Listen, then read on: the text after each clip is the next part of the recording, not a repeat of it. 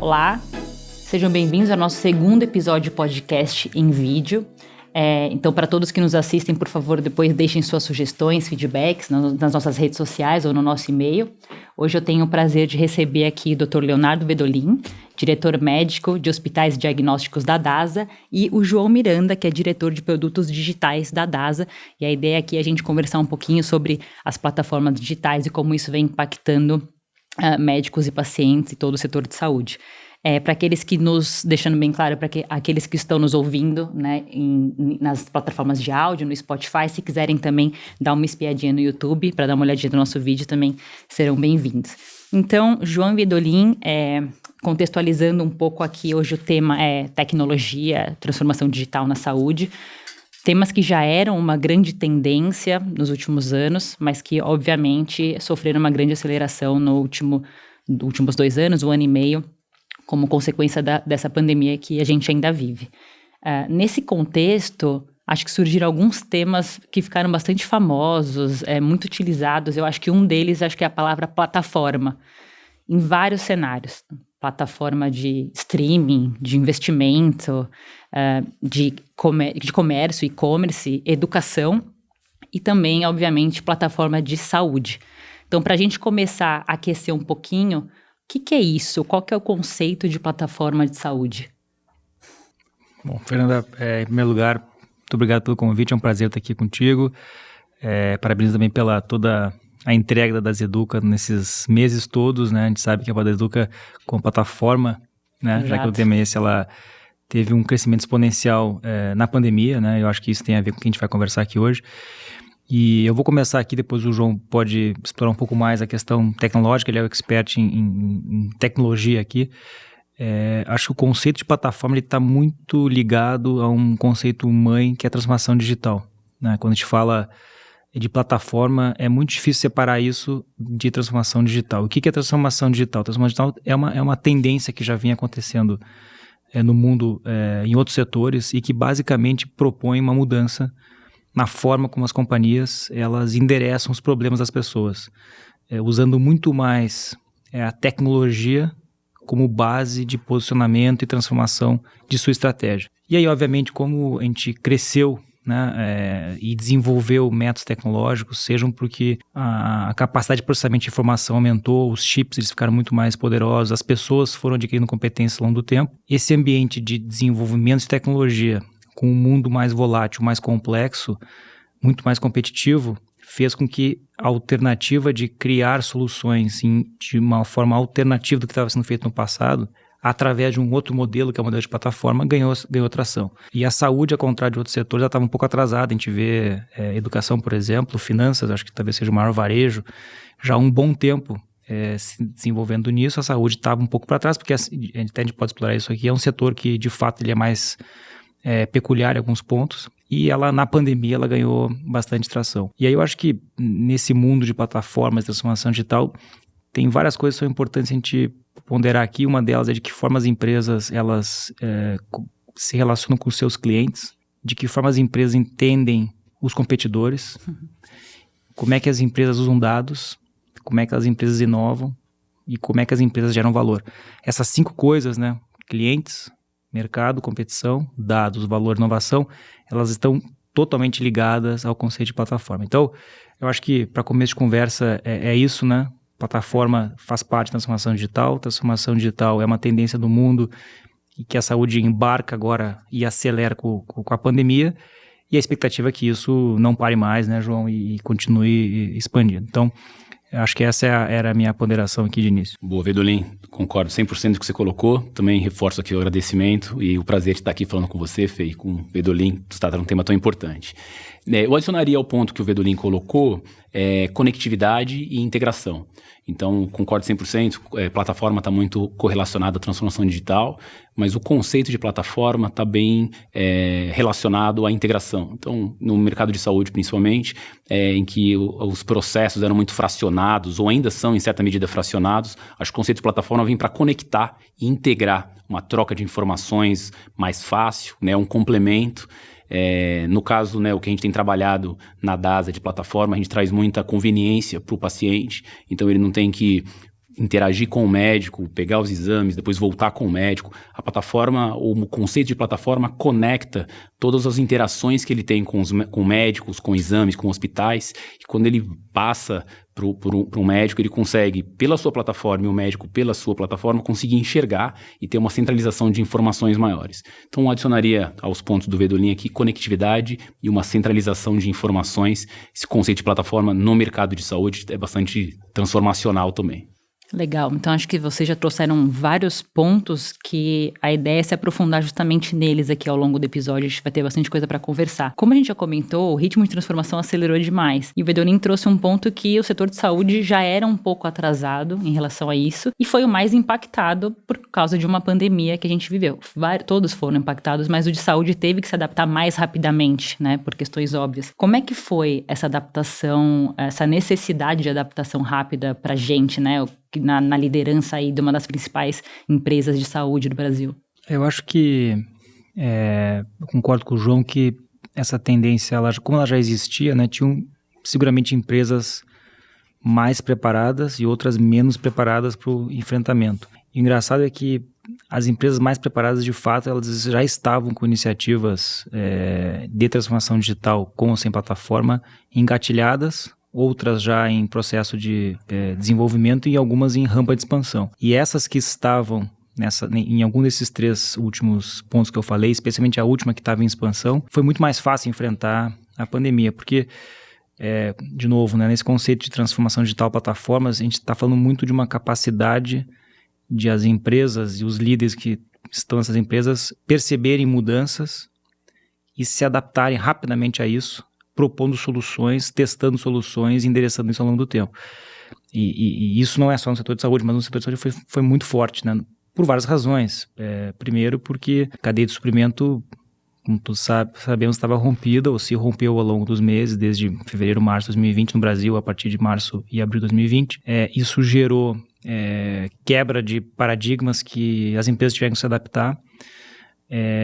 Obviamente, todo o modelo de negócio da saúde ele foi testado, quer dizer, todo ele centralizado muito mais em tratar doenças e menos em prevenção. De uma hora para outra as pessoas elas ficam em casa, as emergências ficam vazias, exceto Covid, as cirurgias são canceladas, e aí o modelo todo está sendo questionado, né? Isso não foi 1, 2, 3 meses, foram alguns meses que isso acabou acontecendo. E, de novo, as empresas que estavam mais avançadas nas suas jornadas de transformação digital saíram na frente. No nosso caso, na DASA, eu acho que isso é muito forte, porque a transformação digital começou em 2018, né? Nós já estávamos há mais de um ano nos provocando com essas questões todas, né? Como é que a gente se torna mais ágil, como é que a gente olha mais a dor do paciente, do médico e das operadoras e propõe soluções de forma antecipada, como é que a gente sai de um modelo analógico para um modelo digital, como é que a gente escala as coisas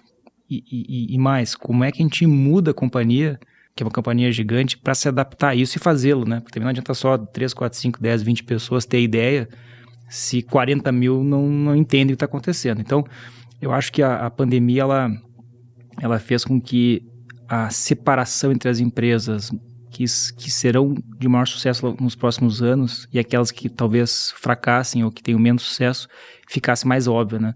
Porque aquelas já estavam preparadas e com essa agenda no dia a dia, com líderes endereçando a temática, certamente vão estar numa posição melhor ao longo do tempo. Então, não sei se o João concorda, mas a minha visão da pandemia foi isso, acelerar essas mudanças todas, né? Um divisor de águas ali.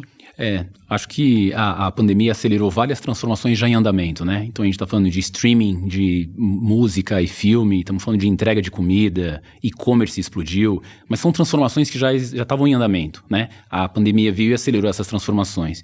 E eu concordo 100% com o Vedolin, eu estou na DASA há menos de um ano, e quando eu cheguei, eu fiquei muito grato e feliz, porque a transformação digital na DASA estava muito avançado, né? O DASA Exp já tem mais de 60 squads, né? Squads é um modelo de organização, estamos falando de mais ou menos umas 15 pessoas, né? A gente até comenta que um squad não pode ter mais do que 2 pizzas para alimentar todo mundo. É multidisciplinar, então ali tem pessoas de tecnologia, de produtos, de design, de marketing. São células autônomas, que tem uma independência, uma autonomia bem importante, e a DASA já vinha avançado nisso, então a gente tem o DASA Exp muito maduro, muito avançado, né? Uma cultura ágil também, melhorias incrementais, nada de projetos longos, projetos de anos, a gente está falando de entregas a cada 15 dias, sempre melhorando e incrementando, aprendendo com o cliente. Então todo esse modelo a DASA já tinha pré-pandemia. O que acontece é que com a pandemia acelerou esse processo. Então, uma adoção muito mais forte de telemedicina, prontuários eletrônicos, receitas eletrônicas que tinham alguma demanda, mas explode a adesão de uma vez só. Mas concordo muito com o Vedolin que a DASA foi muito feliz de já ter iniciado esse processo previamente. Então, no meu racional, a DASA não mudou o caminho, né? Ela continua no mesmo caminho, mas ela mudou a marcha. Acelerou a velocidade, mudou o trâmite, né? Mas estava no caminho já adequado. E o que eu acho que o nosso desafio agora é, parte das demandas foram demandas meio emergenciais, ninguém pode sair de casa, tem que ser uma telemedicina, né? Tem que ser, por exemplo, exames domiciliares, que explodiu bastante. Então agora a gente aproveitar, em certa medida, parte dessas transformações e adequar e fazer uma medicina de qualidade e uma medicina ali mais primária, utilizando ou reaproveitando parte dessas transformações, né? Então, parte de telemedicina que já se provou ser uma medicina de qualidade e misturar isso com o modelo pós-pandemia, né? Que está se diminuindo, né? Então, acho que um pouco esse caminho aí das transformações. A DASA já estava no caminho, a gente acelerou e o que antes era urgência, agora a gente tem que aproveitar o legado que acabou deixando dessas transformações para continuar evoluindo. E tem um ponto, Fernanda, que eu estava escutando agora o João falar e eu lembro, assim, de uma forma muito real, que uma das premissas pré-pandemia na DASA era a convivência dentro de o João falou sobre DASA Exp, né? Quer dizer, a premissa de que um espaço físico dedicado, moderno, capaz de integrar o pessoal de tecnologia, o pessoal de negócio, médico, num local único, era quase que básico para que as coisas acontecessem. Então, por alguns dias, eu diria, não foram poucos dias, tá? Foram alguns dias eu temi muito de que o trabalho remoto pudesse gerar uma lentidão nos avanços que nós tínhamos feitos desde 18 até março de 2020. Porque da noite para o dia, 500 pessoas saíram de um espaço em comum para ir para suas casas. E o que foi mais transformador e que foi mais exponencial para a gente foi que não só isso não aconteceu, como algumas iniciativas elas foram até entregues de uma forma muito mais rápida. E talvez a maior delas está ligada à área médica, que foi a criação de uma modelagem de inteligência artificial para dar um prognóstico de Covid em exame de tomografia de tórax, que foi feito a modelagem em si em 2 meses, né? Algo impensável naquele espaço de convívio. Então, acho que tem muito... A gente vai acabar chegando nesse ponto mais para frente, né? Mas eu já vou colocar aqui para a Fernanda guardar e puxar de volta essa questão. No final, são pessoas que estão motivadas, têm a capacidade criativa, são ágeis, questionadoras, que fazem a diferença. Sim. Se estão em casa, na DASA Exp, no Brasil, na Islândia, pouco importa. Então, eu acho que é um ponto que a gente aprendeu muito nesses meses todos, né? E nessa linha, só mais um ponto, Vedolin, também tiveram aprendizados, né? Então, todo mundo acostumado a estar numa lousa, desenhando, construindo soluções, ouvindo o outro. Hoje a dinâmica é toda diferente, né? Um fala, para você falar você tem que levantar a mão e assim por diante, né? Então, acho que a gente foi muito feliz, né? A DASA foi muito feliz de ter já iniciado previamente. A gente conseguiu resultados positivos, mas o desafio é constante, né? Hoje... Algumas vezes a gente se encontra em escritório, o pessoal sente falta, né, também desse encontro. Então, a gente falou muito dos resultados que a gente entregou, mas o como fazer, o ponto Vedolin é muito bom. O como fazer mudou muito, né? Os bastidores. Os bastidores, exatamente, os bastidores. Então, por mais que tem vários pontos positivos, né? Não pegar mais trânsito e assim por diante, mas também tem algumas adaptações, né? A falta de lousa eu acho que é uma das principais, né? Mas outros benefícios, né? A convivência, onde as pessoas trabalharam. Hoje a gente estava em uma reunião com uma pessoa que por acaso foi morar na França e tá tudo bem, tá funcionando e tá indo super bem. Trabalho tanto quanto ou até mais, né? E todo o propósito da asa e a conveniência, isso não se mudou, não se perdeu. Então, acho que esse ponto do Vedolin é muito forte para a gente reforçar que, independente de onde a pessoa esteja, né, onde as pessoas estejam, o propósito acaba falando mais alto e a gente, encontrando desafios diferentes do que encontrava no mundo pré-pandemia, a gente tem avançado bem. Legal, então oportunidades que surgiram aí diante de uma grande crise. Vocês falaram bastante agora da perspectiva, do ponto de vista da empresa de saúde, né? Agora trazendo um pouco da perspectiva do paciente, ele também mudou completamente o padrão de comportamento dele. A gente teve até um episódio recente aqui, né, no podcast das Educa, falando justamente sobre isso, como mudou o perfil do paciente.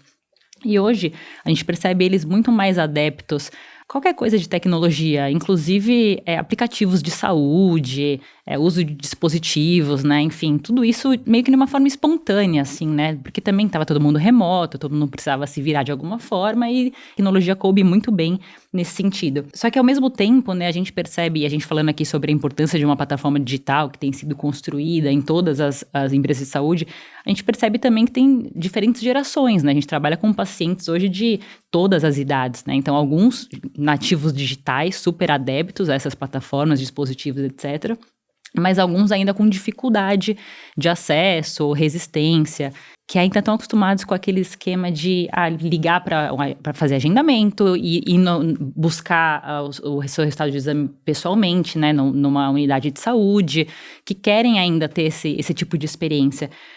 Como é que vocês imaginam que isso vai ser daqui para frente? A gente está falando sempre aqui dos prós e contras, do que mudou, o que veio para ficar, o que não veio. Vão ser iniciativas excludentes ou elas vão correr ainda em paralelo por um bom tempo? Um ótimo ponto. Eu vou dar duas perspectivas aqui. Do ponto de vista do usuário, né? No caso, paciente, poderia ser médico, poderia ser operador, como a gente foi na questão do paciente. Isso não vai mudar mais, na minha visão. Que o paciente, ele cada vez vai ficar mais empoderado, e ao ficar mais empoderado, ele vai perceber que isso é melhor para ele. Eu acho que isso não muda mais, né? Ao longo se vai ser empoderado por via analógica, em papel, ou por via digital aplicativo, vai ser um share de tendência mudando ao longo do tempo, mas ele vai estar empoderado e não vai. Isso eu vejo como uma quase certeza.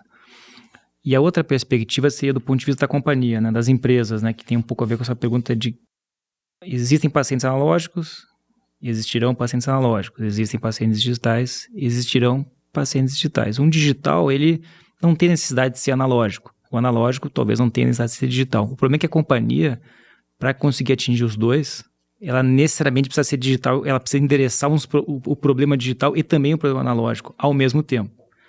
Então, aqui eu vejo um super desafio e ao mesmo tempo uma extraordinária oportunidade, porque as empresas vão sim ter que trabalhar com quase como drivers ou motores que enderecem mais problemas de hoje e parte da empresa endereçando os problemas de amanhã. E esses dois grupos trabalhando, isso a gente tem vivido, né? E é um aprendizado extraordinário, né? Porque ao mesmo tempo que tem uma geração que ainda utiliza as premissas do passado e se beneficia disso e entrega isso, ao lado tem alguém que é um nativo digital e que ele não aceita esse modelo. Isso vale para forma de trabalho, vale para postura, vale para maneira como ele se porta com a liderança. Então, eu vejo um super desafio para as companhias. E, felizmente, como a gente vive isso intensamente há muito tempo, o pré-Covid nos deu essa chance de ir se adaptando ao longo do tempo. Eu me lembro que quando a gente iniciou o Cubo, né? E a gente estava na dúvida qual vai ser a entrega do Cubo. É Open Innovation, então vai ter que ter startups residentes aqui, vai ser legal. E o Thiago Júlio, que é o líder da operação, ele sempre trazia o ponto de que talvez a grande entrega será os executivos não nativos digitais de terno, ao chegar aqui, perceber que tem um mundo novo aos olhos dele que talvez eles não estejam enxergando. Isso aconteceu, né? A gente viu isso acontecer, uma geração de executivos mudando a maneira de pensar porque conseguiram conviver com uma geração nova. Então, falei um pouco sobre dois grandes pontos aqui. Tendência dos pacientes, para mim, é inexorável. Os pacientes empoderados não vão mais voltar atrás e as companhias vão ter que se adaptar a isso. E aí está a beleza dessa jornada toda, né? Acho que a jornada não, mas a evolução natural é ter, né, os early adopters, né? Então, quem é mais antenado em tecnologia, em digital, aderir. A gente viu isso com e-commerce, né? O pessoal tinha medo de comprar e-commerce, colocar cartão de crédito, é uma coisa super natural, né? Internet banking também, aplicativo, conta digital, acho que parecido. Pessoas são pessoas, né? Independente se a indústria é saúde ou não. O que aconteceu na saúde por conta da pandemia foi uma aceleração abrupta dessa transformação, né? Não tinha outra alternativa, né? E nesse sentido de wearable e widgets, né? No caso de saúde, também tem um cluster, o pessoal um pouco mais fitness ali, um pouco mais querendo medir a sua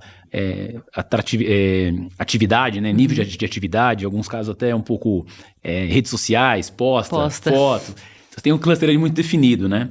Acho que a gente tem uma oportunidade bem grande na parte de crônicos ou de outro cluster de usar e fazer um monitoramento de saúde. Isso ainda não aconteceu, né? Então, aí acho que a pandemia não conseguiu acelerar, mas acho que é um caminho inevitável, um pouco da maturação. Acho que em algum momento um diabético vai perceber que vai ser mais fácil para o médico dele acompanhar como está a saúde dele, ou um hipertenso, ou uma pessoa normal.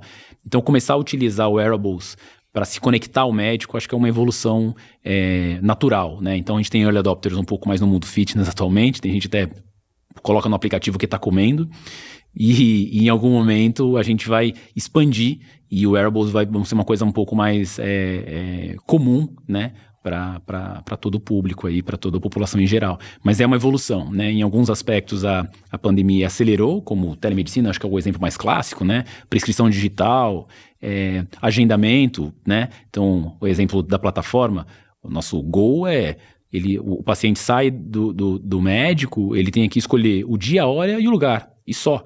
Porque a gente já sabe quem ele é, já sabe qual exame que o médico prescreveu, já sabe tudo. Ele não tem que ligar para central nenhuma, não tem que mandar pedido médico. Ele tem que escolher essas 3 coisas e acontecer.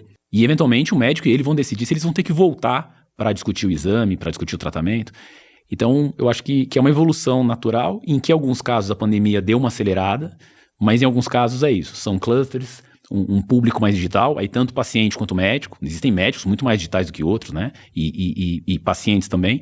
Mas eu acho que no mercado de saúde ele está se beneficiando por algumas dessas transformações já terem acontecido, né? A gente falou um pouco do mercado financeiro, e-commerce, e essas outras transformações que a pandemia acabou puxando.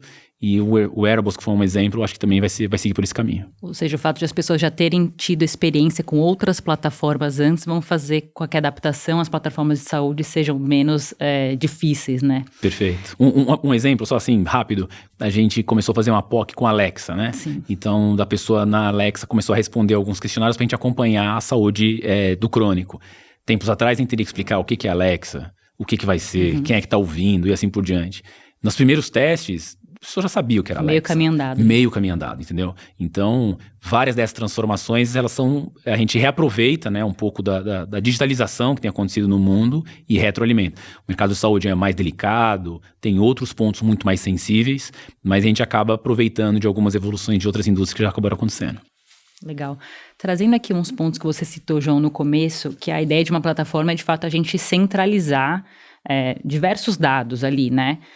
E aqui a gente já sabe que, por exemplo, esses wearables, ou os outros dispositivos, outros sistemas, a gente sabe que hoje existem vários que são ali específicos para identificar alguma coisa, que são muito bons nisso e que trazem aí individualmente várias informações, mas que trariam muito valor se essas informações de fato fossem integradas, né, fossem unidas com outros dados e tal, e talvez essa seja uma das principais ideias de a gente ter uma plataforma única.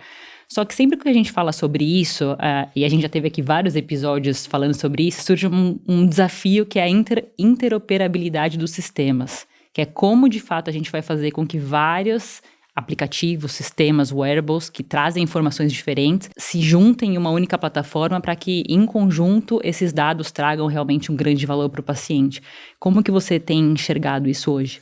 O mantra que a gente usa lá, Fê, é muito assim, o foco é no cliente, né? Então, o que interessa mais para ele. E para ele, o que interessa é ter todos os dados da saúde dele centralizados num único lugar, independente de onde ele fez essa consulta, um exame ou procedimento, né?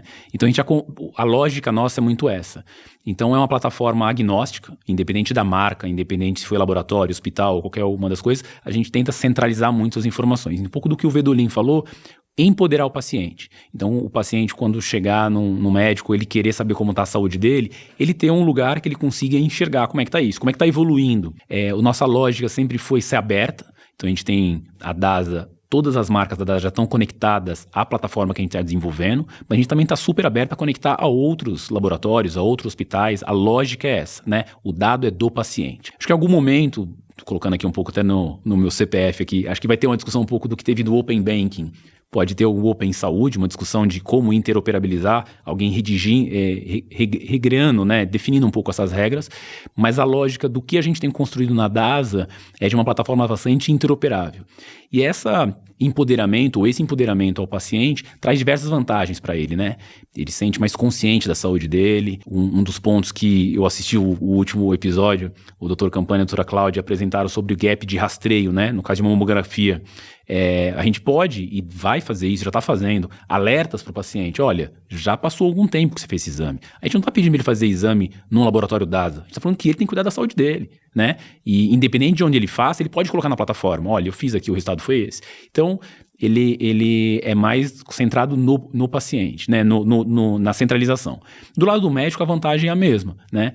O médico ele não fica dependendo do paciente levar resultado de exames, né? O paciente consegue compartilhar com ele.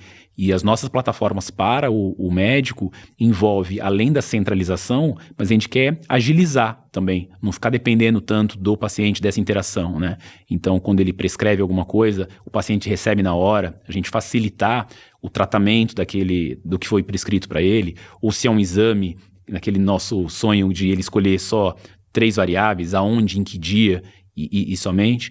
Então, a nossa lógica é bastante agnóstica, né? É claro que o ecossistema DASA já envolve muitas desses touch points no mercado de saúde, mas a gente é bastante agnóstico e está super aberto a se integrar a outras. Mas é um tema polêmico em certa medida, né? Porque a interoperabilidade já foi assim brasileiro no mercado financeiro, né?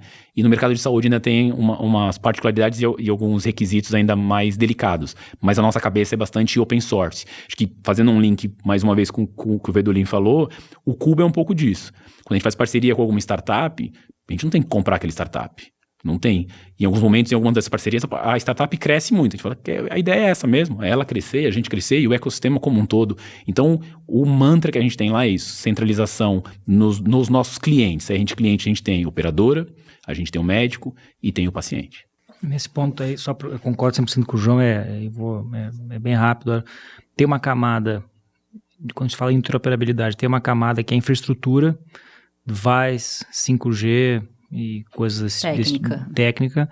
Tem uma camada que é a legislação, que é um pouco que o João falou também, e tem uma outra camada que é a mais difícil de antecipar o que vai acontecer, é de que forma os protagonistas, os atores vão jogar esse jogo, né?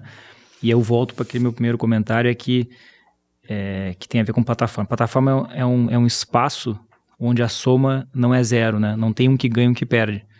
Na plataforma há um espaço onde todos podem ganhar. É uma soma que ela vai aumentando ao longo do tempo. Então, isso cria, num setor fragmentado e gigantesco, um espaço de potencial crescimento incrível, né? Imagina só que eu tenho um mercado que no Brasil é 10% do PIB, nos Estados Unidos é 20% do PIB, fragmentado, e que a soma não precisa ser zero na plataforma, e todos os protagonistas hoje ainda são muito mais analógicos digitais. Projeta isso em tempo e potencial crescimento, né? Coisas que, por exemplo, fintech já foi, né? Educação está indo, né? Varejo, a gente vê isso também acontecendo. Então, eu reforço esse lado da oportunidade, né? É um espaço de abundância de oportunidades para os protagonistas. Então, é nesse mundo que a gente está inserido, né? Então, para que os usuários dessas plataformas, então sejam médicos, profissionais de saúde ou pacientes, de fato aproveitem todo esse potencial que vocês comentaram agora, primeiro eles precisam saber que essas plataformas existem, saber as funcionalidades, né, que elas possuem e saber mexer, né, operacionalizar tudo isso ali no dia a dia. Como é que é essa ação para chegar ali no cliente final, no dia a dia dele, para que ele de fato consiga usar? É necessário, não sei, medidas de educação, divulgação, para chegar a todo tipo de informação que ele vai de fato tirar proveito? Sim. Como vocês enxergam isso? DASA Educa é um bom parceiro. Puxando a sardinha. Puxando a sardinha já, Mas é verdade. O DASA Educa é um grande parceiro nosso nesse sentido. Então a gente tem feito diversos materiais e a ideia é divulgar no DASA Educa. E a ideia é a gente dá diversos caminhos para todos os nossos clientes, né? Então a gente tem nossa plataforma em web, tem aplicativo, a gente está desenvolvendo algumas iniciativas por SMS, então a gente não vai obrigar o paciente, o médico, não ir por um caminho ou outro, para se beneficiar de todos os benefícios da plataforma, né? E a Das Educa, ele entra explicando um pouco as vantagens e como interagir com a plataforma, é o primeiro ponto. Mas um outro caminho interessante é da gente aproveitar ou reaproveitar todos os pontos de contatos que esses clientes têm com o nosso ecossistema. Então, nossa ideia é diminuir o número de diversos logins, diversas senhas. Então, mesmo o login, mesmo a senha, em breve o médico vai usar no Das Educa, é o mesmo que ele usa no Navi Pro, né? Então, para ele ver um exame, tanto no ambiente hospitalar, quanto em consultório, quanto no Das Educa, a ideia é que seja o mesmo login e senha, seja o mesmo login Navi. Então esse já é o começo da gente agrupar e colocar num modelo de plataforma de não fragmentar, não fragmentando os acessos, né? Então... torna a experiência mais fluida. Perfeito. Então o ambiente, por exemplo, do Navi para o profissional vai ser único, né? Ele vai ter um ambiente. Se ele quiser entrar no Das Educa, ele entra, se beneficia de todos os pontos do Das Educa. Se ele quiser ver um exame, obviamente todo LGPD, todo acesso de consentimento vai estar lá, mas a gente não vai pedir para ele um login e senha. Hoje, no mercado, por exemplo, de diagnóstico, a cada vez que ele vai lá, ele recebe uma senha diferente, né? Quantos pacientes falam, eu fiz esse exame há 1 ano atrás, mas não lembro mais do minha ficha, do meu CIP e senha. Isso não vai existir mais no modelo de plataforma e no modelo plataforma Navi, que a gente está desenvolvendo na DASA. No endgame, no fim, não vai precisar de mais nem de CIP e senha. A pessoa faz o exame, depois ela entra no Navi e o resultado vai estar lá. E o mais bacana é que ele não vai ter que ele entrar para saber se o resultado está pronto. A gente vai avisar ele, se o resultado está pronto. E aí, aproveitando, né, colocando... E a ideia é a interação seja bastante intuitiva, né? A gente trabalha, tem mais de 100 pessoas no time de design e que faz discoveries, pesquisa, desenha protótipos, testa com usuários, né? Tanto médico quanto profissional, tanto médico quanto pacientes, e percebe que as dores podem ser semelhantes, mas algumas vezes a jornada é diferente. Então, um exemplo de uma dor, né? Centralização do resultado de informações. Essa dor existe para o médico que está atendendo na UTI, e está atendendo para o médico que está atendendo no consultório. Só que o médico está atendendo no consultório, ele tem o timing é diferente, né? Ele quer ver tudo, quer ver a centralização para definir ali o procedimento, e depois ele pode pedir um complemento. Então, a gente desenhou uma experiência. Então, a centralização de informação não é colocar tudo na mesma tela, né? Então, a gente trabalhou até que a gente encontrou um caminho. No caso da UTI, a gente percebeu que é um pouco diferente. A gente precisa de umas informações real time. Então, a gente desenvolveu, por exemplo, envio de push e SMS, e aí o wearable. Hoje, a gente já tem na nossa plataforma Navi, ele pode traquear um paciente na UTI, no ambiente hospitalar, e saber a cada momento a evolução dele no celular, no smartwatch. É diferente dessa instantaneidade de um médico que está no consultório. Então, esse ponto que eu estou colocando um pouco do dinamismo, né? De como a gente opera com ele e sabendo que algumas vezes são dores semelhantes, mas as jornadas são diferentes. Existe uma certa padronização, mas alguma customização tem que ter para atender os diferentes cenários, que a gente sabe, como médicos, são ritmos diferentes, necessidades diferentes, então precisa respeitar isso até para facilitar a adesão das pessoas, né? O Vedolin trouxe ali também no começo essa questão de empoderamento do paciente, saber que ele é dono dos seus dados. Então, hoje a gente vê, por exemplo... Isso que você falou, a cada exame ele vai lá ter uma senha diferente, tudo isso vai criando barreiras de uso, né? No dia que ele souber que é uma senha única, que ele pode inclusive ter acesso a exames de outros locais, que ele pode trazer exames de outros locais, ele vai enxergar benefícios e vai, consequentemente, ser cada vez mais adepto, né?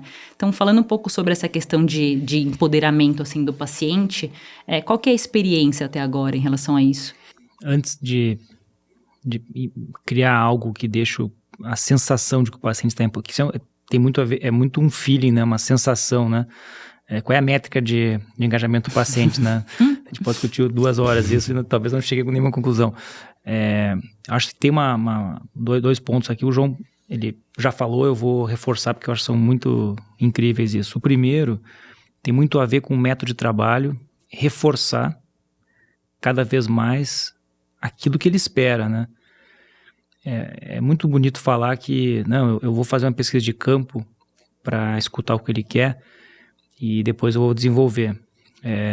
Tem várias armadilhas aí. A primeira é que se a pesquisa de campo ela for feita de uma forma A ou B e que talvez não represente, enfim, não possa ser expandida para outras camadas da população ou de outros mercados. A gente tem vários exemplos aqui de protótipos criados num estado que na hora de reproduzir no outro foi um fracasso, né? Criar uma experiência pós-exame de sangue num estado, a expectativa no outro é completamente diferente. Se em Minas Gerais, o pessoal gosta de pão de queijo, né? E experimenta tirar um pão de queijo de um jejum em Belo Horizonte, né?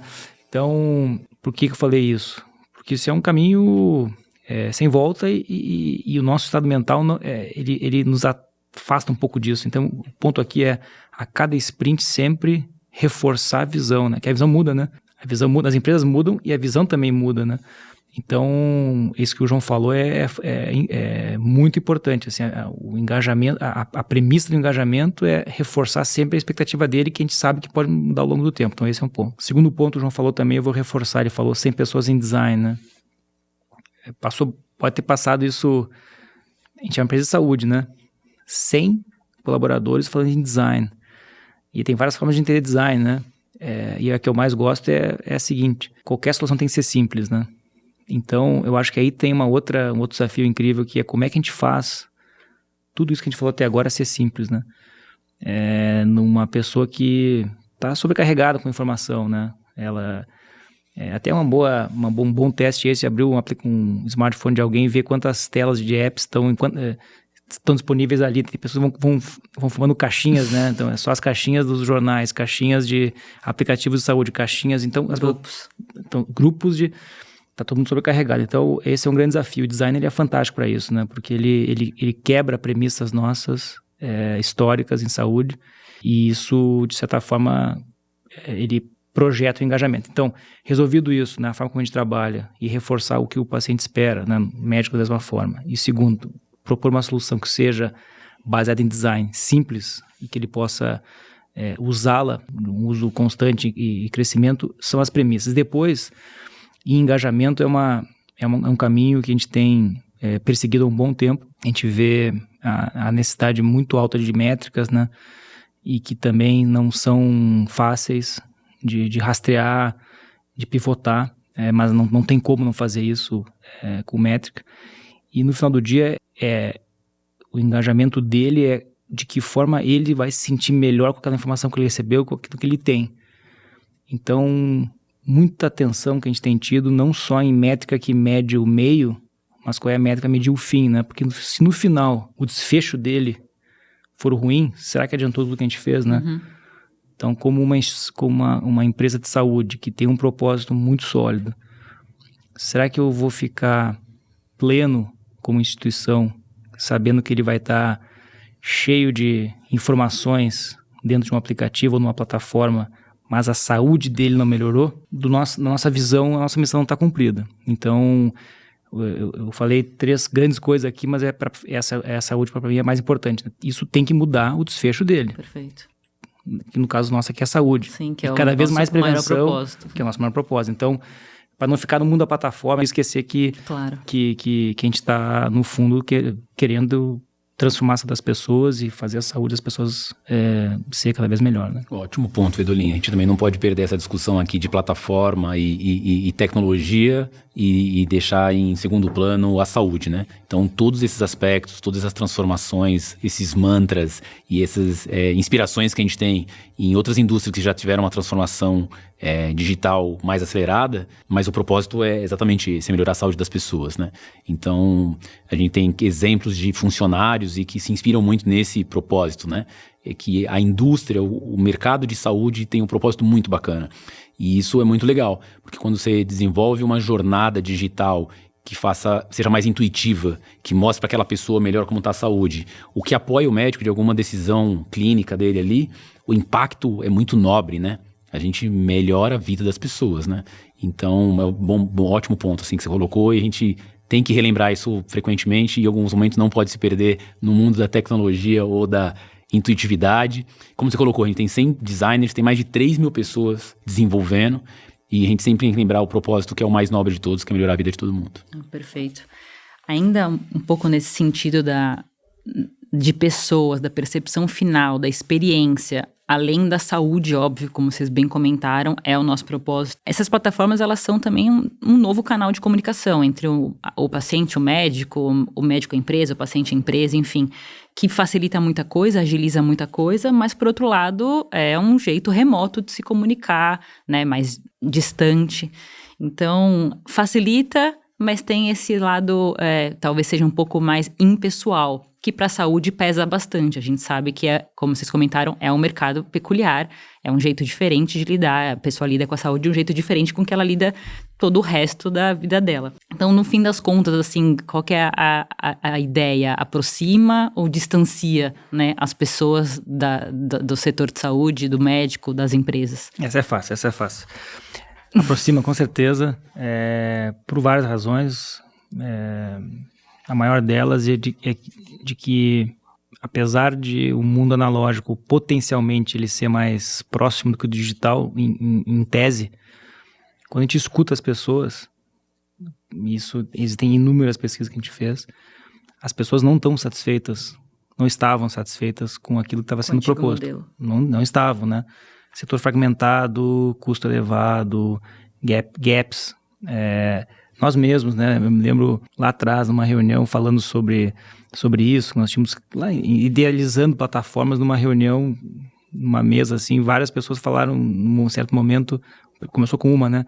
Que eu fiz um check-up e apareceu uma alteração e eu esqueci de ir lá e fazer a terapia adequada, quer dizer que dentro da própria empresa existia isso ainda, né? Então, eu acho que a plataforma, ela certamente ela está jogando a favor da saúde das pessoas, porque o modelo anterior não estava sendo sustentável, primeiro. Segundo, a complexidade da saúde ela não é pequena, então para integrar essas informações todas dispersas, não há como fazer isso, na minha visão, de uma forma sustentável, sem plataforma.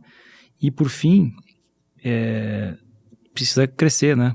Precisa exponencializar isso, porque o acesso ainda ele é restrito, os desfechos não são ainda favoráveis, então não adianta só criar, estruturar, sem deixar pronto a próxima fase, que é a expansão. E para expandir, a gente estava comentando aqui, antes de começar esse episódio, sempre que se vai para a plataforma, a expectativa é a exponencialização. E na exponencialização, os gargalos de operação, eles ficam muito visíveis, né? Porque basicamente a gente aumenta o acesso, né? E a gente viu isso no Covid, quer dizer, a telemedicina, ela acelerou o acesso, né? As pessoas não tinham acesso. E aí a telemedicina, e hoje, eu tenho um dado que eu li recentemente, que pré-Covid 50%, ou mais de 50%, 60% dos acessos eram físicos ainda. Hoje é 30%. Então, alguma coisa aconteceu. E os pacientes estão gostando, né? Os pacientes estão gostando. Então, eu acho que não tenho dúvida que a plataforma ela vai melhorar. Mais benefícios. É claro que tem que ter todos os cuidados que a gente já passou por aqui, de legislação, de infraestrutura, proteção de dados e assim por diante. Acho que, em complemento, não tenho dúvidas também que ajuda. E todos os pontos que a gente tem desenvolvido, e plataformas de saúde de maneira geral, elas não impactam ou atrapalham o contato pessoal. É mais uma alternativa, né? Mas uma alternativa quando é necessário, né? E quando é opção do paciente e do médico, né? Mas a gente abre outros caminhos para ambos se relacionarem de uma forma muito mais organizada. Então, acho que essa evolução, como o Vedolin colocou, ela vem agregar muito. E essa conversa que eu estava tendo com o Vedolin estava me cobrando. João, por que você não abre um pouco mais isso? Falei, porque a gente tem alguns outros gargalos aqui. Ele entendeu? Eu falei, tem razão. Então isso que é bacana, porque a gente começa a, não pela plataforma, mas resolver os nossos gargalos, porque ela exponencializa. Se todo mundo acessar, a gente tem que dar um jeito de resolver. E no mundo antes de plataforma, o que acontecia eram filas, ali, entendeu?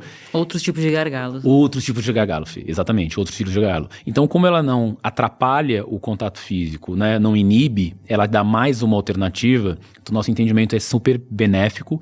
E além de não é só uma telemedicina, não é só uma videoconferência, é muito mais organização, é muito mais menos burocracia, muito mais estruturado. Então, esse é o goal, né? E conectar médico e paciente e o paciente também ter visão da sua própria saúde, né? Então, um exemplo clássico, assim, de pronto-socorro, né? Eu tenho filhos, né? E algumas vezes não tão bem. na dúvida, o que faz? Hoje uma telemedicina, consigo esclarecer as dúvidas com o médico em alguns minutos, no conforto da minha casa, né? Com toda a segurança. E se for o caso, e eu entender, o médico entender, não, precisa trazer e assim por diante, eu levo. Casos mais selecionados. Exatamente. Mas todos os casos leves, uma prescrição, o que eu não poderia automedicar meu filho, eu não estou automedicando, eu estou falando com um profissional que tem tecnologia para acompanhar. A gente está fazendo um outro piloto, por exemplo, de ver alguns sinais vitais por câmera. Ainda não é a hora, está muito novo, mas só dizendo, o futuro vai ser aí. Em algum momento ele vai conseguir auferir a temperatura, sinais vitais pela câmera, né? Então a gente tem convicção de que soma, né? E que não tem nenhuma impessoalidade que gera. O contato ele é diferente, mas ele pode ser ainda mais próximo.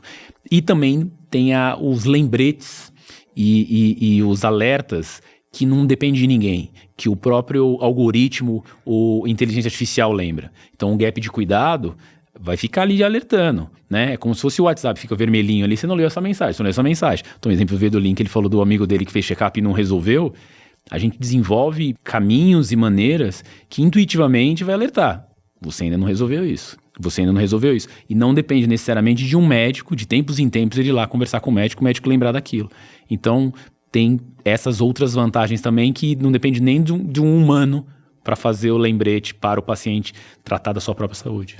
Até trazendo para o Outubro Rosa, né, que a gente ainda está vivendo, a gente tem falado muito sobre isso, né, sobre o gap de rastreio do câncer de mama das mulheres que não fizeram os exames de rotina durante a pandemia e por vários motivos. A plataforma ela poderia ajudar muito nesse sentido, de alertar a paciente que ela não fez e até o próprio médico, né, para que, enfim, para que a gente consiga convocar ativamente para que essa paciente volte e retome os exames, né? E que hoje depende basicamente da interação deles, né? Isso. Percebe um exemplo, Sim, né? sim. A plataforma alerta os dois, já passou-se o tempo, né? Facilita a jornada, né? Não é tão... Faça um pedido, vai lá, pega o papel, volta, agenda, tira xerox. Então, a digitalização da jornada ajuda no gap e ajuda na jornada, ajuda no caminho, né? Então, acho que esse ponto é bem importante. Teve um ponto que você falou que um projeto piloto que está sendo feito sobre uma determinada funcionalidade e tal. Acho que esse é um conceito interessante, né, de transformação digital, que acho que vale a pena a gente comentar um pouco aqui, porque é aquilo que o Vedolin comentou no começo, é um mundo hoje super incerto, vulnerável, dinâmico, muda tudo, as necessidades mudam, os hábitos mudam e, obviamente, a gente vai ter que ir se adaptando a isso, né? Então, como que é esse processo de ir se adaptando e criando novas funcionalidades, atualizando, não sei, descontinuando algumas, baseado nas demandas do mercado, né, dos nossos clientes, médicos ou pacientes? Vou começar aqui. Deve ser um desafio, né? Vou começar na 10 mil pés, depois o João aterriza. É uma montanha-russa, né? Porque é uma mudança completa a forma de trabalhar. Ela exige um perfil de competências, né?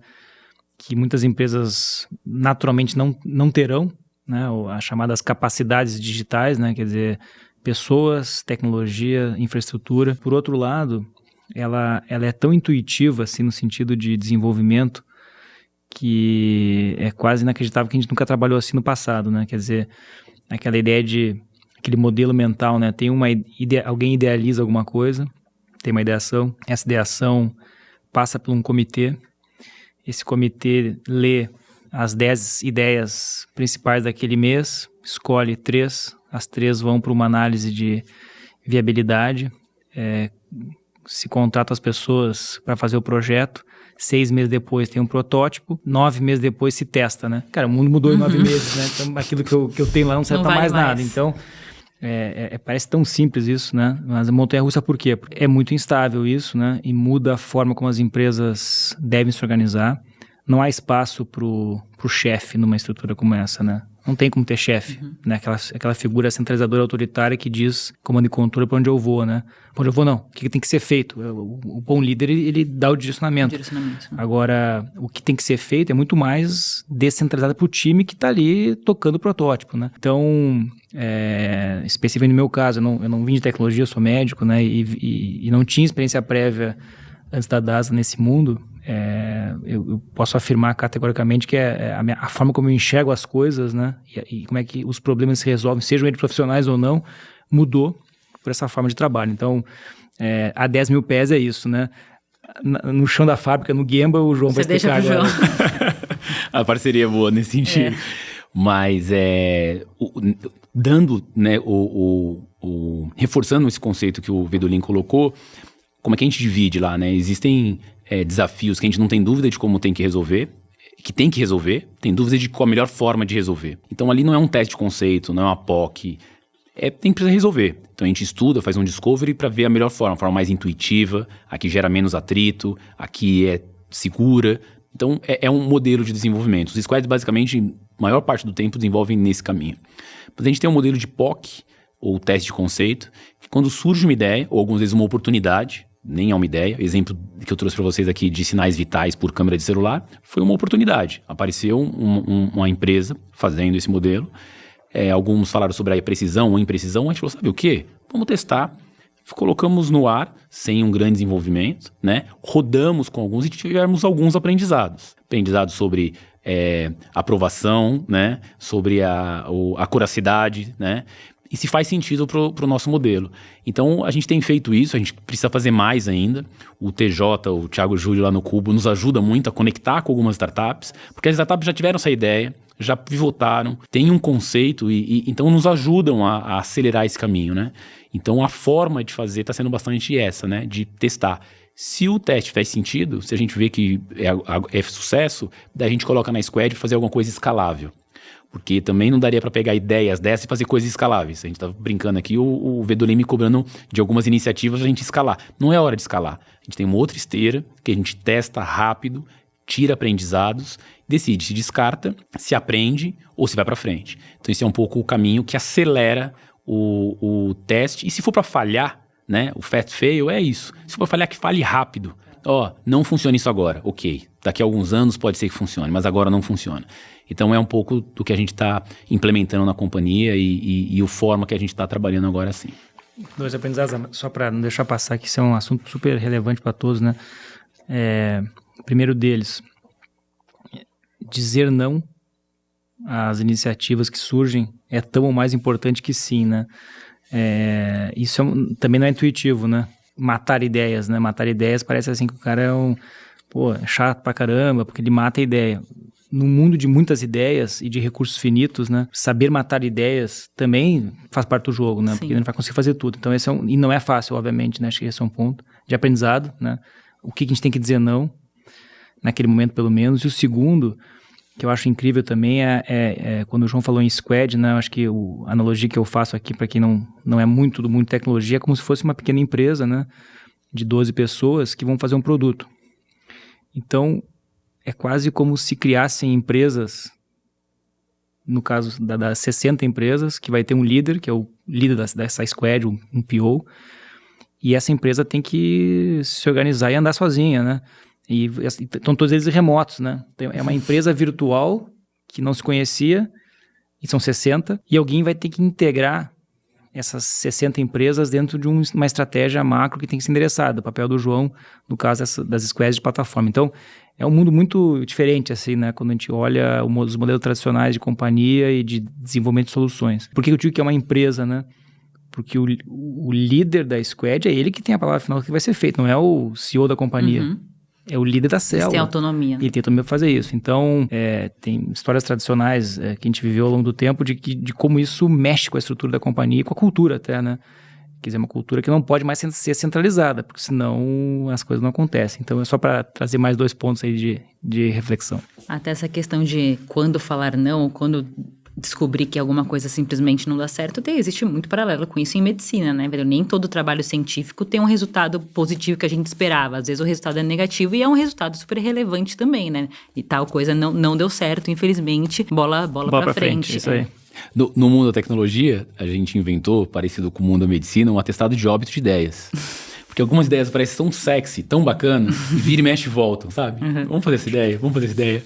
Então, para algumas delas... Tem cemitério? Não, tem cemitério? Não, eu não sei. Não, cemitério não, mas tem um atestado de óbito. E assim, por que a gente matou essa ideia? Vamos escrever? Vamos, ó. Matou essa ideia por conta disso, porque não funciona, e assim por diante, e por diante. Porque vira e mexe e fala, caraca, seria muito legal isso. Seria. Não, lembra lá. Vocês precisam se convencer, tem né? que se Volta convencer. lá. Tem um atestado de óbito, exatamente. E concordo com o Vedolin demais. O exercício do não é muito complicado, né? Ainda mais uma empresa tão grande como a DASA. A gente querendo fazer tanta coisa e tantas ideias boas, né? Então, o não, a gente tem que reforçar que é o sim duplo para uma outra ideia melhor. Então, é mais nesse sentido. Mas é um exercício complicado mesmo. É um exercício complicado. Porque são muitas iniciativas boas, né? Todas ou muitas que agregam e que geram. E a escolha é difícil. Mas é um exercício que a gente tem que fazer permanentemente para manter o foco. Manter o foco em 60 squads já é muito complicado, né?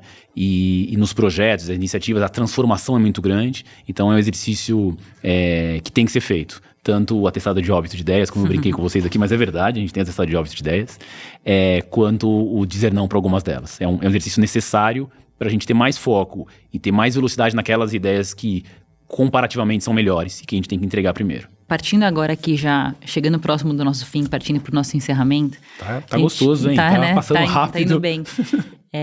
Desde o início a gente falou o quanto plataformas em geral foram lançadas nos últimos anos, plataformas de saúde. O Vedolin trouxe ali um ponto, inclusive, de concorrência. Então, claro que todas as empresas de saúde vão acabar se posicionando dessa forma, algumas mais, outras menos, dependendo já de qual era a tendência de cada uma delas. E partindo aqui para o final, eu queria que vocês falassem um pouquinho até agora sobre o Navipro, sobre algumas estratégias deles e qual a ideia até em termos de diferenciação das demais plataformas de saúde que estão sendo lançadas e que já estão em uso ou que estão para ser lançadas. Conta um pouquinho a experiência de vocês até agora. Acho que eu posso começar falando do início dessa jornada. Eu me lembro... Nós estávamos no escritório e a jornada dos pacientes já estava bem endereçada, assim, né? Naquela época, talvez 10, 12 squads, endereçando o paciente, né? E aí, em algum momento, a gente começou com a provocação de que, mas e os profissionais de saúde, né? Como é que a gente vai endereçar essa jornada? E aí surgiu a ideia de, não, vamos abrir uma segunda jornada, né? E aqui não é desmerecer os profissionais, é aquele conceito de que o recurso é finito, a gente tem que focar nos problemas que estavam mais evidentes naquele momento. Então, já tinha ali um ciclo de alguns meses, 6 ou 8 meses da jornada do paciente, surgiu a ideia de endereçar o problema dos médicos na jornada médica. Então, começou assim, uma célula ágil, um grupo de pessoas que só podiam comer 2 pizzas, muito discovery, e começamos com uma tentativa de resolver um problema muito simples, que era disponibilizar exames para os médicos numa plataforma única, né, para não ficar acessando diversos sites. Então, essa era a dor. A solução foi exatamente essa. Isso em talvez 90 dias já teve algumas sprints levando MVPs que foram testados. No começo, sempre a satisfação ela não é aquilo que a gente espera, e daí tem muito aprendizado, novas sprints. Isso tudo pré-Navipro, né? Era o protótipo, né?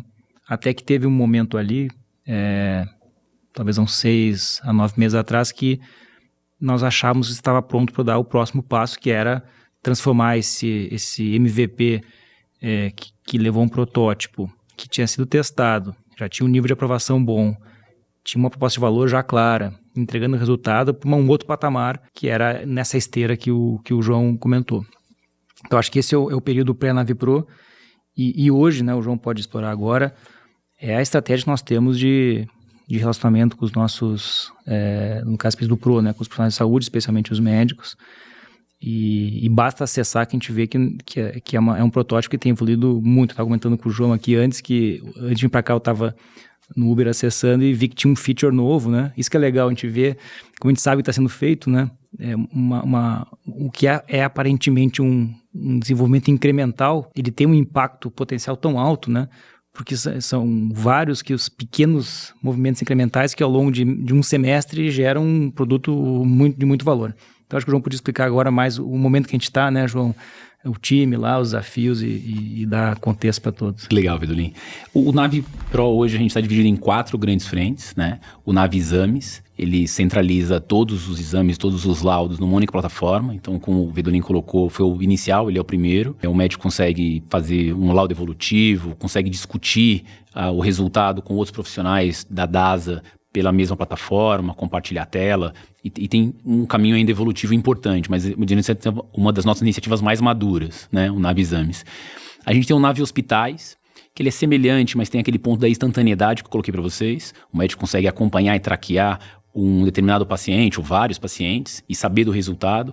Até tem microbiologia ou outras necessidades que a gente consegue mostrar para o médico no real time o que tem acontecido com determinado paciente. E acho que além de mostrar tudo num lugar só, a gente também dá mais agilidade, ou seja, é mais fácil para ele prescrever uma medicação, prescrever um exame, fazer um outro acompanhamento, ele não precisa nem dar alt tab, a ideia é que ele faça tudo na mesma plataforma.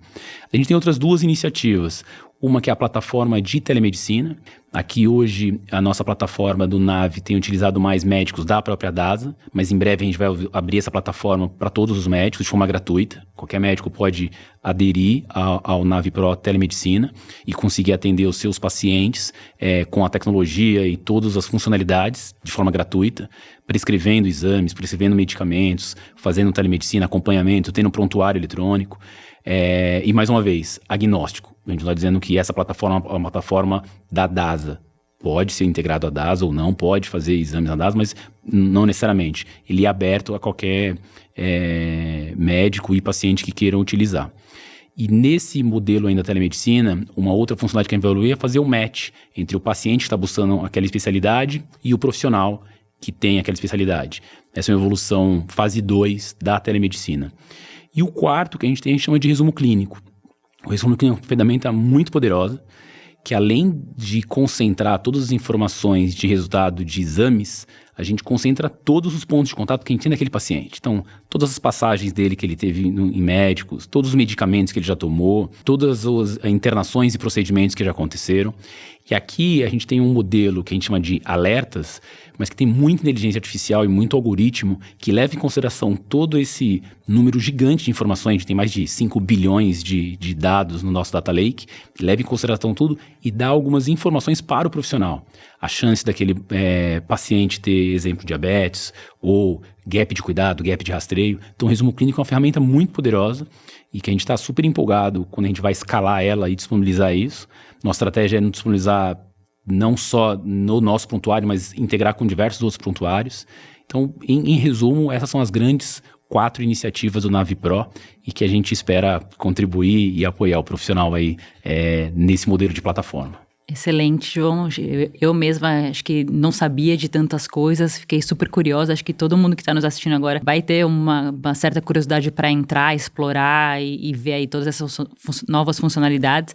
E outras devem vir por aí, né? Então acho que isso é importante, né? Algo sempre em atualização. Acho que foi excelente aqui o nosso bate-papo. A gente teve uma visão médica, uma visão técnica, e essa integração é super importante desde o início do desenvolvimento de tudo isso. Então queria muito agradecer a presença de vocês, Vedolin e João. Queria pedir para todos que nos assistiram e que vão nos assistir, que por favor deixem seus comentários, críticas, sugestões, podem mandar para o nosso e-mail, dasa.educa@dasa.com.br. E agora, para finalizar, abro aqui para vocês fazerem algum comentário ou sugestão. Fiquem à vontade, por favor.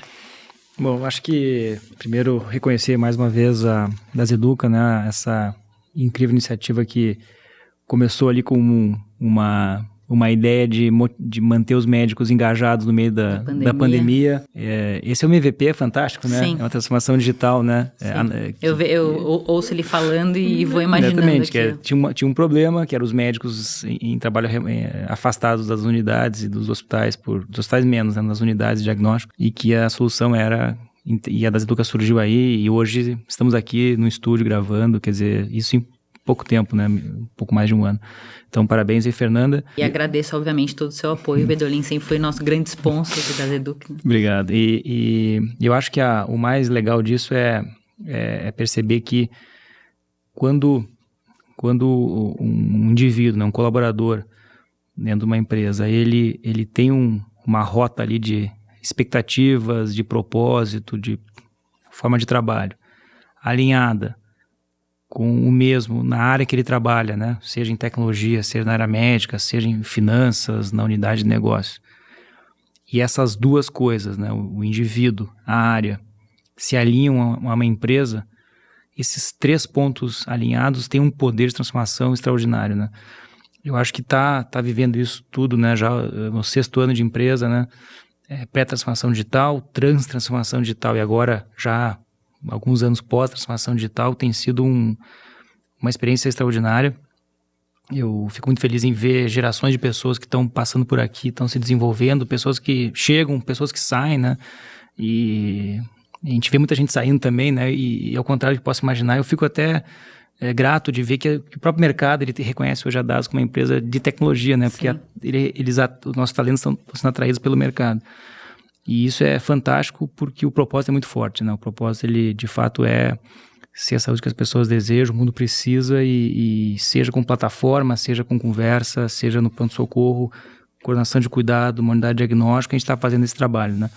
É uma jornada longa, a gente está só começando, mas o espaço, a oportunidade, a abundância de problemas que a gente pode resolver é incrível. Então, que bom que a gente está aqui para poder compartilhar um pouco e me coloco à disposição para voltar sempre. Com certeza. Fomos muito bem tratados aqui, né? Um café maravilhoso, uma água pra... Papo tá sentindo em gostoso, a gente casa. fica se convidando também, né? Fecha aí, João. Fê, também gostaria de agradecer aqui todo o time da Zeduca. É um trabalho incrível que vocês fazem de democratizar a informação, de abrir espaços para uma conversa dessa, não necessariamente informação, mas de trocar ideias aqui. Então, parabenizar vocês. Vocês são grandes parceiros do time Nave. O time Nave adora o time da Zeduca de tanta integração e interação que a gente tem. Vai aumentar ainda mais, né? Com exatamente.